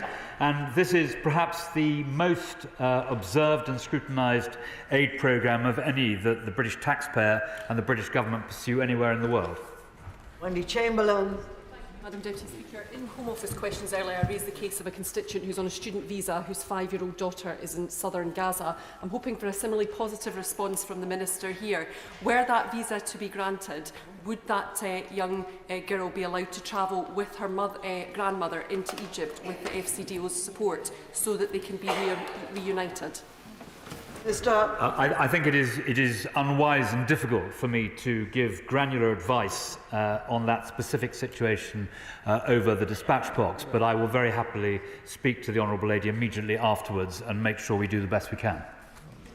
Stephen Crowd. Thank you, Madam Deputy Speaker. I strongly welcome my right honourable friend's remarks about increasing aid to Gaza and the Palestinian people at this time, and I note what he said about the care that is taken to ensure that British aid reaches its intended target. But given what we now know about the industrial scale of theft and misappropriation of aid that's gone on in Gaza over the years, can I ask my right honourable friend who is making sure on the ground right now that British aid is not being taken by Hamas terrorists? I can assure him that we have not for many years dealt in aid with Gaza through either the Palestinian Authority or the Hamas civil administration. And we do everything we can to ensure that the aid gets through to the people who need it. He will have seen that a British aircraft yesterday, I think, delivered 4,500 blankets and 4,500 sleeping mats to Egypt, to Al Arish. That was the 4th plane load. And we will continue to make sure not only that we supply as much aid as we possibly can to meet the need, but also that it gets to the right place as speedily as possible. Mohammed Yassin. Thank you very much, Madam Deputy Speaker. Does the Minister share my grave concerns regarding Prime Minister Netanyahu's recent comments that nothing will stop us, that he will fight until the end? And what these chilling comments will mean for Palestine and further mass killing of innocent civilians. We need urgent ceasefire to save further loss of lives. So how many more Palestinian children must die before this government will call permanent ceasefire? Madam Deputy Speaker, Israel has absolutely the right to defend itself following the appalling events of October the 7th. Of course, civilians must be protected as well as hospitals under international humanitarian law. But he should be in no doubt that the Israeli government has the absolute right to defend itself under international law. Steve Double. Thank you very much, Madam Deputy Speaker. The recent discovery of a tunnel from the Shifa Hospital to a residential property is yet more clear evidence that Hamas is using civilians as human shields in this conflict. So will the Minister join me in clearly condemning this activity, and will he confirm that the government will continue to support Israel in its fight to eradicate Hamas from the region? Yeah. Minister. Yes, Madam Deputy Speaker. Rachel Maskell.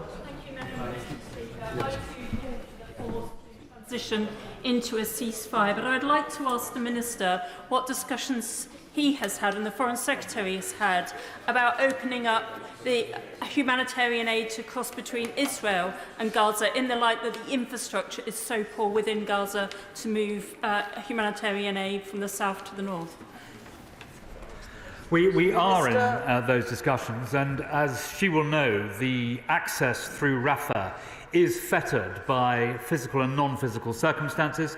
When the Foreign Secretary was in the region last week, he had specific discussions about other means of access into Gaza, and we are doing everything we possibly can, together with our humanitarian partners, to achieve a far greater degree of access of humanitarian supplies. Mark Logan. Madam Deputy Speaker, from my constituents' perspective in Bolton, we're watching the worst horror movie conceivable. Hitting pause will only delay the suffering. Boltonians are asking, when can all sides simply hit the stop button and bring about a ceasefire? And if a ceasefire isn't possible, what discussions are we having with Israeli and other counterparts about extending the pause after today? Minister. He will have seen, Madam Deputy Speaker, the discussions that are going on and the offer that has apparently been made by the Israeli government if extra numbers of hostages are released. All those discussions are continuing, and clearly the longer that there is a pause, the more support and humanitarian supplies can get into Gaza, and the British government is doing everything it can to progress both those two things. Julie Elliott. Thank you, Madam Deputy Speaker. I welcome the words that the Minister has said, that the Foreign Secretary is exploring other crossings being open to get aid into the south. It's absolutely essential that that happens. But if the hostilities resume, as I think most people expect, what representations are the British government making to try to stop the hostilities moving south, where there are now almost 2 million people displaced and there literally is nowhere else to go? Minister. I refer the Honourable Lady to the reply I gave a little earlier about the south. We are very conscious of the fact that very large numbers of people are kettled into the south, and that makes their position even more dangerous for the supply of aid unless there is a comprehensive agreement that there will be no hostilities around the areas where aid is being distributed. We are very conscious of that, and with our partners we are working to try and make it as safe as possible for aid to be distributed. Bob Blackman. Madam Deputy Speaker, it's extremely good news that some of the hostages have been freed. However, polling suggests that amongst the Palestinian people, 75% support the actions carried out by the atrocities by Hamas, and 85% refuse to even consider the coexistence of a Palestinian state with the State of Israel. Given that at the moment, when the Palestinian prisoners are being released into the West Bank, Hamas are getting the credit, does he accept the fact there's a risk here that not only could Hamas dominate Gaza, but it could end up dominating the West Bank as well? I think my honourable friend's comment underlines absolutely the importance of a political track emerging and being pursued with great vigour as soon as possible. Mark Keeley. Thank you, Madam Deputy Speaker. I want to talk about the life of women in Gaza, which a constituent has raised with me. Every day, 180 women in Gaza are giving birth. Most of them without water, painkillers, anaesthesia for caesarean sections, medical supplies, or as we know, electricity for incubators. With over 5,000 women expected to give birth in Gaza next month, will the Minister join Labour in calling for Israel to protect hospitals in Gaza and allow continued access to medicine, food, water and electricity to protect those women and those newborns during birth? Minister. She is right to draw attention to the very large numbers of women who are seeking to give birth in extraordinarily difficult circumstances. We are conscious of that in the aid and humanitarian supplies that we are making available. I completely understand the importance of the humanitarian support workers who are in Gaza, these extremely brave people who are putting themselves in harm's way in order to support with humanitarian supplies their fellow citizens. And nowhere more so is that true than in the area which she described. Vicky Ford. Thank you, Madam Deputy Speaker. It has been extremely moving to see hostages starting to come out and aid starting to flow in, and I do hope the truce will hold. But if the hostilities do start again, please can the UK government make every representation to Israel that in their legitimate efforts to try and stop the terrorism, they must do more to try to prevent mass loss of civilian life, especially children. Minister. Well, my right honourable friend speaks with experience and wisdom on what she says, and the answer to her question is yes. Kevin Brennan. Thank you, Madam Deputy Speaker. My constituent, Abu Adam Warder, has close family in Palestine. He's extremely anxious, in Gaza, and extremely anxious that they should have the opportunity to get out and come to the UK, just as other MPs have said. What is the government's policy towards our constituents' very close family who wish to get them out of Gaza and bring them to the UK. Minister. Well, we are seeking within the rules of which he will be aware to facilitate in every way we can those people to be able to leave Gaza. As I said to one of our colleagues, I think it would be not sensible for me to look at the granular detail of the specific case which he raises across the floor of the House, but I'm very happy if he has contacted the emergency consular support team in the Foreign Office, and if he has any concerns about the responses he is getting, then of course I will look at it myself. Andrew Percy. Madam Deputy Speaker, 3 weeks ago today, my honourable friend, the member for Hendon, and I were at Kibbutz Kafar, where we saw and heard things we will never forget, and where the smell of rotting blood and flesh was still pungent in the air. Such was the butchery, not only of Hamas, but also Palestinian Islamic Jihad, and the thousands of Gazan civilians who streamed into the kibbutzim afterwards. There are some in this place who seem to give the impression that the only barrier to peace are actions of the Israeli government. Actually, the facts are that it is Hamas who are responsible for every death that occurs. It is the Palestinian Authority whose textbooks preach hate against Jews, not just in Israel but around the world. It is Palestinian Authority schools that were closed in a day of celebration after October the 7th, and as we heard from the member for Harrow West, hold such appalling views about coexistence. So will he, in his dealings with the Palestinian Authority, encourage them to deal with their issues of extremism? Minister. I can tell my honourable friend that the British government is doing everything it can to address the issues which are behind what he says, and I have no doubt, having been at that terrible location so recently, that is something he will never forget. Ben Bradshaw. What is his understanding and assessment of the Netanyahu government's medium and long-term strategy for the Gaza Strip?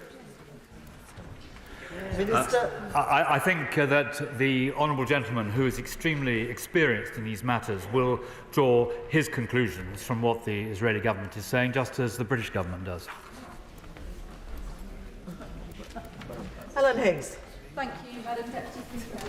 Now that the welcome temporary pause is underway, what steps is the UK government taking to press to ensure that it becomes an enduring ceasefire as soon as possible, leading to a political process for peace? And is the UK government being clear with the Israeli government that as it seeks to continue in its legitimate aim of destroying Hamas, a return to the relentless bombardment, the razing of Gaza and the indiscriminate killing of civilians is not acceptable, proportionate or within international law? Well, as the honourable lady will know, Israel has an absolute right to self-defence. It's been made clear around the world that that is the right position, but it must abide by international humanitarian law.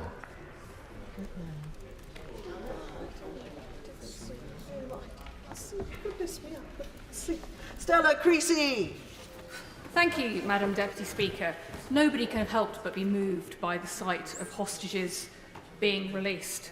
This weekend, the Immigration Minister for this government on a public platform said that this government would not rest until each and every one of the hostages was returned back to the loving embrace of their families. It is now more than a month since anybody at all from the UK government has had any contact at all with the UK citizens who have hostages as family members. Not a single phone call. The Minister himself will know that I've come to this place and pleaded with him to help arrange just 5 minutes of Lord Cameron's time with the hostage families to tell them what this government is actually doing to help get their family members released. It's been other governments who've helped identify that their family members are alive. Please, finally, can the Minister listen to those UK citizens asking their government, what are you doing to help get my family released, and arrange that meeting as an urgent matter? Minister. Well, my understanding, Madam Deputy Speaker, is not the same as hers in respect of the British hostages. She will know that over 200 British nationals and their dependents have so far left Gaza, and we are working round the clock to get the rest of those who want to leave out. But in terms of the hostages, my understanding is not the same as she has said. Jeff Smith. Thank you, Madam Deputy Speaker. Does the Minister agree that we can't accept civilians being ordered to flee into areas which are then subject to bombardment? And does he share the concerns of the UN and the World Health Organization about the proposals for a safe zone with no infrastructure that will cause more problems down the line? Minister. Well, there are very serious problems with safe zones. We have learnt the hard way about safe zones from the events that took place in Srebrenica, indeed in Rwanda and in northern Iraq. And it is an absolute preoccupation of humanitarians, including in the UN, who are neuralgic about safe zones, to make sure that if we are to distribute very large amounts of aid, if we have the capacity to do that before too much longer, which we all hope, that we are able to do it in the safest possible way. Steve McCabe. Thank you. I welcome the pause and the hostages released and aid delivered. I hope it continues. And can I thank the Right Honourable Gentleman for the role he's played to date. If this drip of hostage releases to continue, then surely more must be done to ratchet up the pressure to ensure that the Red Cross and the Red Crescent gain access to those hostages for whom we have no information. Isn't that a priority now? Well, of course, the Honourable Gentleman is right. It is a priority. There is some suggestion that while I've been on my feet in the House, Qatar has announced the truce would be extended by 2 days. And obviously we all hope that that is true and that more hostages as a result will be able to leave. Slaughter. Thank you, Madam Deputy Speaker. The Minister's known for his humanitarian instincts. Does he agree it's unthinkable now to resume the indiscriminate destruction of Gaza and the lives of Palestinian civilians? Is he urging on the Israeli government the need to find means of removing the threat from Hamas, which do not cost the lives of thousands of women, children and other non-combatants? Minister. The Honourable Gentleman speaks with wisdom about the position of civilians, and all of us hope that the loss of life amongst innocent civilians can be minimised. But I would point out to him that the Israeli government has an absolute right to go after the murderous terrorists of Hamas who perpetrated the dreadful events of October the 7th. Patrick Grady. Speaker, I've heard from a number of constituents in Glasgow North who are concerned that weapons either manufactured in the UK or sold by UK companies are being used in this conflict. So can the Minister outline how regularly the UK is assessing its obligations under the Arms Trade Treaty to ensure that arms are not being transferred where there is any risk of them being used to commit or facilitate breaches of international humanitarian law? Well, the Honourable Gentleman will know that the British rules for export of arms, the Arms Exports Committee, provides for the toughest regulations anywhere in the world. And if he ever believes that those rules have been infracted in any way, he should, of course, inform the requisite authorities. Imran Hussain. Thank you, Madam Deputy Speaker. Despite the 4-day truce, there remains a humanitarian emergency in Gaza. And we cannot return to the indiscriminate and unprecedented killing that we have seen take place on such a horrific scale over the last 7 weeks. Madam Deputy Speaker, we need to see a lasting, permanent ceasefire. So, as I have been repeatedly urging the Minister, will they use the UK's influence at this crucial moment to secure this ceasefire so that we can see an end to the bloodshed and war crimes, allow desperately needed aid to reach all parts of Gaza and create space for the immediate return of all hostages and for meaningful negotiations on a lasting peace? The Honourable Gentleman will know that we are doing everything we can to make sure that the aid and support to which he refers reaches those who need it. And of course, building on a humanitarian pause, the longer the pause goes on for, the longer there are these meaningful negotiations in Qatar or through Qatar, the better. But he will also be aware that it is the policy of his own front bench, as well as of the British government, not to call for a ceasefire, which for the reasons I've set out would be impractical in any event, but to pursue the pauses which are desperately needed for humanitarian relief to arrive. Pauline Hamilton. Thank you, Madam Deputy Speaker. Does the Minister agree that to prevent a catastrophic outbreak of waterborne diseases such as cholera, we need to see fresh water flowing, sanitation and hygiene supplies delivered at scale, alongside key public health and medical support. Thank you. Minister. Madam Deputy Speaker, those are indeed the supplies that are necessary to stop the situation that she described developing further. There is a very real risk of waterborne diseases and cholera breaking out in Gaza, and that is why we are diligently pursuing in every way we can the humanitarian policies that I have set out. Sammy Wilson. Madam Deputy Speaker, no one would wish to withhold the aid which is being given to the innocent civilians who, let's face it, are only suffering because of a war instigated by Hamas terrorists.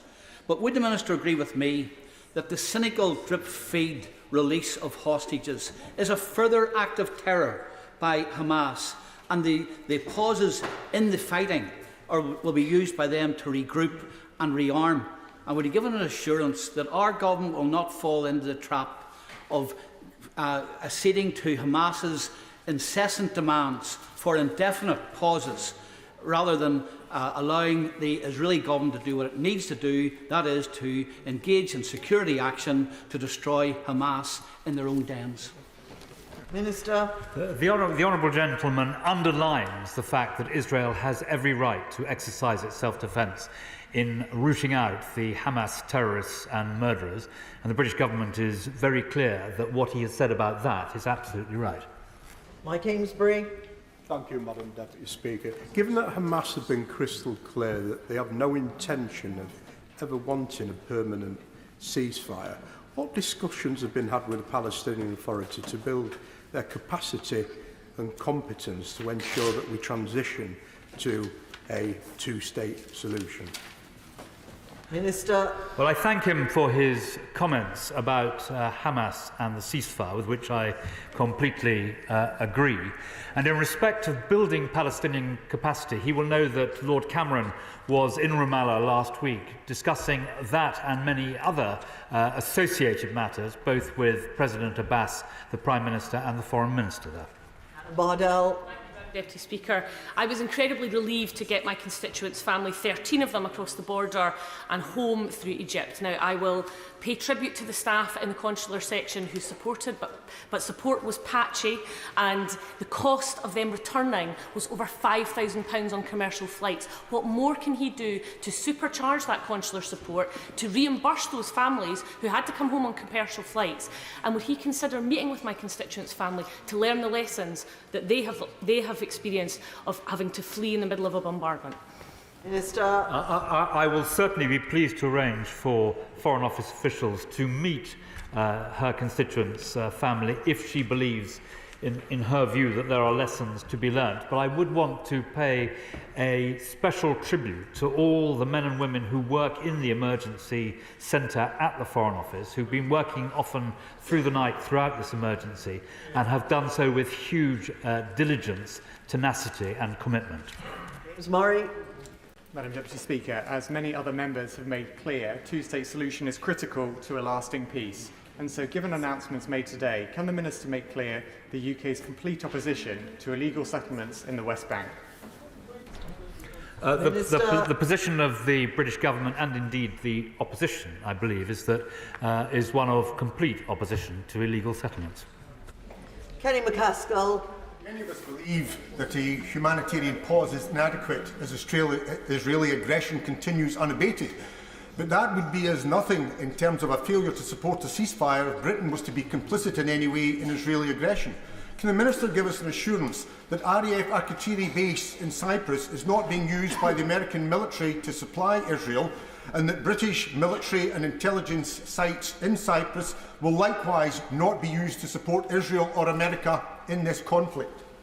Minister. Well, I think he confuses the role of the British government, which have been set out very clearly by the Prime Minister and by me in the House. And he will also know that when it comes to the use of intelligence assets and so forth, we do not discuss those matters across the floor of the House. Richard Ford.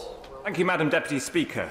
It was very welcome this weekend to see the release of Israeli child hostages, and it was also very welcome a moment ago to hear the Minister talk about a possible 2-day extension to the pause in fighting. We heard 2 weeks ago from the Israeli Foreign Minister. He said, I quote, "Israel has between 2 and 3 weeks before significant international pressure begins to bear. The pressure is not very high, but it is increasing." Given the Israeli government wasn't feeling pressured internationally a fortnight ago, how can he be sure that the pressure from the UK government is being felt now, so that IDF rules of engagement distinguish between terrorists and civilians? Minister.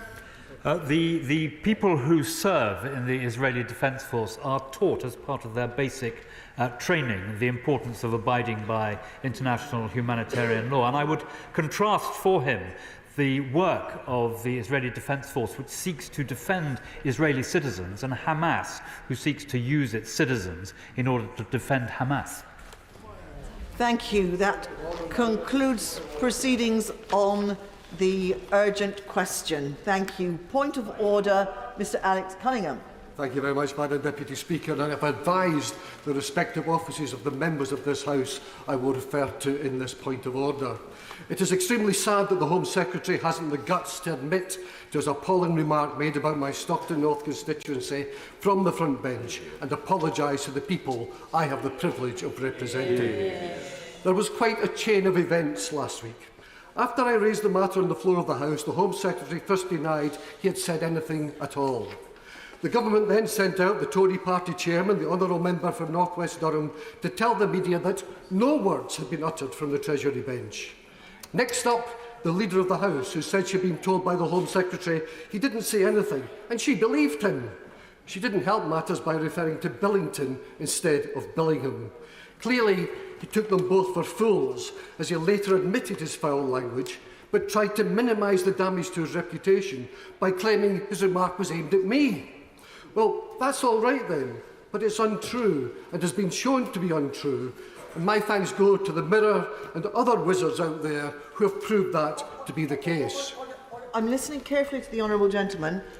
He's used the word untrue. I think he could find another way of expressing that. I'm sure that he would not wish to say that a right honourable member of this House had uttered something that was untrue.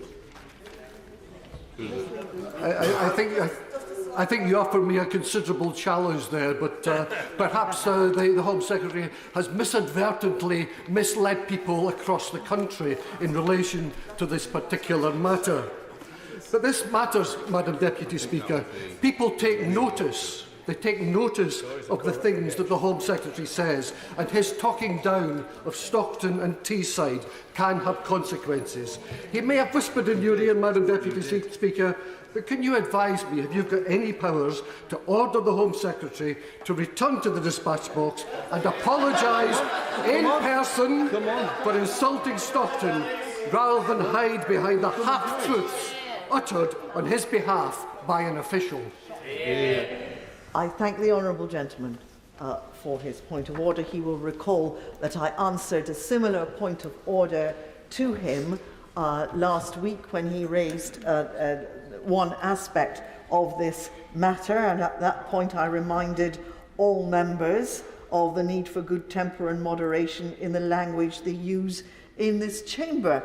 The honourable gentleman asks me if I have power to require the Home Secretary to return to the chamber. I don't need such a power. The Home Secretary has voluntarily returned to the chamber, and if he would care to make a point of order further to that point of order, the chamber will hear him. Secretary of State. Further to that point of order, Madam Deputy Speaker, for the avoidance of doubt, the honourable gentleman accused me of making derogatory remarks about his constituency. And my response issued through my office was that I did not, would not, and would never make such comments about his constituency. What I said was a comment about him. My apology was for using unparliamentary language, but I will make it absolutely clear, Madam Deputy Speaker, for the avoidance of doubt, with no ambiguity, I did not, would not. Then what are you calling me, sir? The honourable gentleman asked for the Home Secretary to come back to the chamber to issue an apology. He is doing so, so it is not enough. So the honourable gentleman ought to hear what the Home Secretary has to say and not to shout from his sedentary position, please. Home Secretary. Madam Deputy Speaker, I know what I said. I rejected the accusation that I criticised his constituency. My criticism, which I made from a sedentary position about the honourable gentleman, used inappropriate language, for which I apologise. But I will not accept that my criticism was of his constituency, because it was not. Then what are you saying, sir? Order. This is not a debate, and the matter is now closed. The Right Honourable Gentleman, the Home Secretary, has rightly come to the chamber. He has apologised to the Honourable Gentleman. That is an apology which is rightly due to the Honourable Gentleman, and I hope he will accept it. No, I'm not taking. Well, I will briefly listen to the Honourable Gentleman, but I wish to close this matter. I don't actually require any apology for an insult against me, because it didn't happen. But the fact is, even as you've just intimated that the Home Secretary has apologised to me, he has not apologised to me. He has not apologised to the people of my constituency. He has apologised for using unparliamentary language. That's right. The Honourable Gentleman, the Right Honourable Gentleman, has issued an apology. I require an apology for the use of unparliamentary language, and the Right Honourable Gentleman, the Home Secretary, has given that apology. It is my understanding that he has also apologised to the Honourable Gentleman. Whether the Honourable Gentleman accepts it or not is a matter for him. I require an apology. The Home Secretary has issued that apology, and the matter is now closed.